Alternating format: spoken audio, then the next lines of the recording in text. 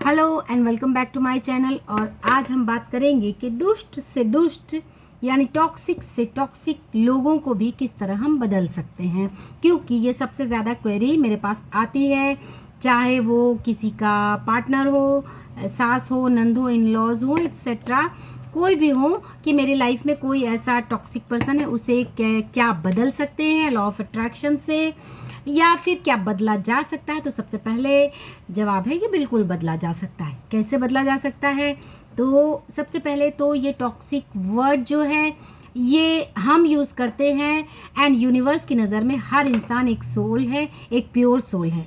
वो आपके साथ कुछ नेगेटिव बिहेव कर रहा है, उसके पीछे कोई भी रीज़न हो सकते हैं, चाहे आपके कर्मा हो एक्सेट्रा। उस पर हमें उसमें नहीं जाना, यानी हमें प्रॉब्लम की पीएचडी नहीं करनी।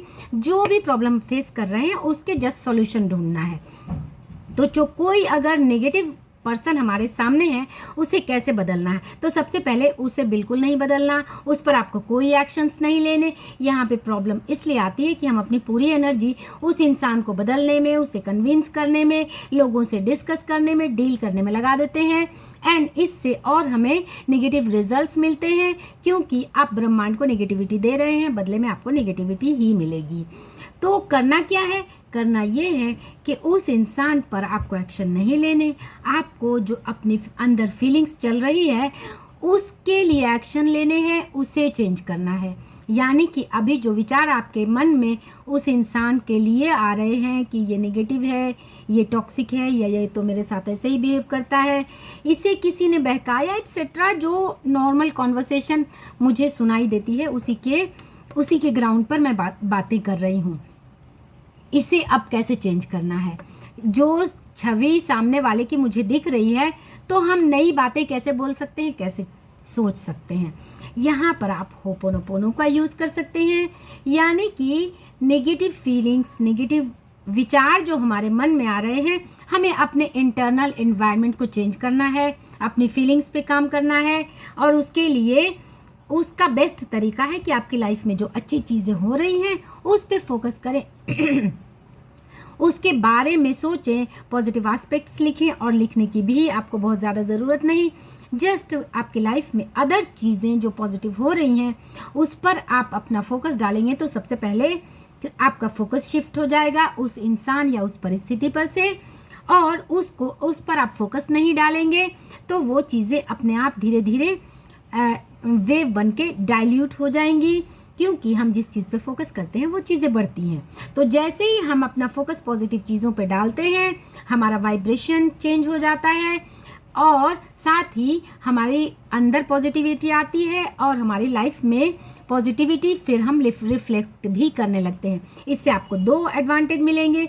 सबसे पहले तो जब आप नेगेटिविटी पर फोकस कर रहे हैं तो उधर से आपका ध्यान हटता है, तो नेगेटिविटी का जो फ्रीक्वेंसी बढ़ने का जो प्रोसेस है वो बंद होता है, एंड आपका ध्यान जब पॉजिटिविटी पर जाता है तो आपकी लाइफ में पॉजिटिव चीज़ें और अट्रैक्ट होती हैं। यहाँ पे लॉ ऑफ अट्रैक्शन भी काम करता है, एंड प्लस होपोनोपोनो तो यहाँ पर बेस्ट काम करता है, क्योंकि डॉक्टर ह्यूलन अपने बुक द ज़ीरो लिमिट्स में साफ लफ्ज़ में कहते हैं कि शिकायत मुझे है तो हीलिंग की ज़रूरत भी मुझे है।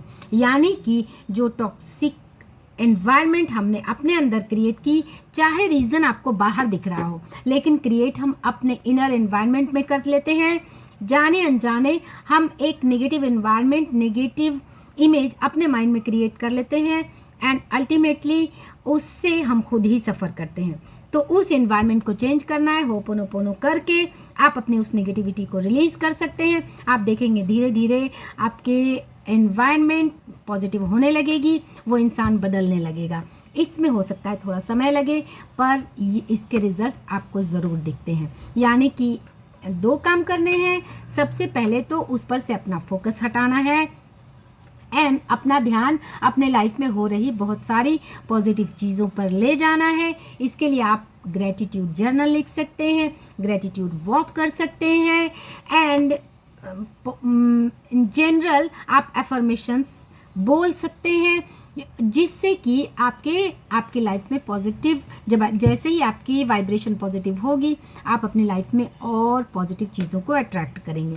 सो ये बेस्ट तरीका है किसी भी इंसान को इससे बदलने का। मैंने इस प्रोसेस से बहुत सारे लोगों को बदलते हुए देखा है अपनी लाइफ में भी, एंड मैं सजेस्ट भी और लोगों को करती हूँ, एंड इसके बेस्ट रिजल्ट्स मुझे देखने को मिलते हैं। सो आज के लिए इतना ही। Bye bye, take care.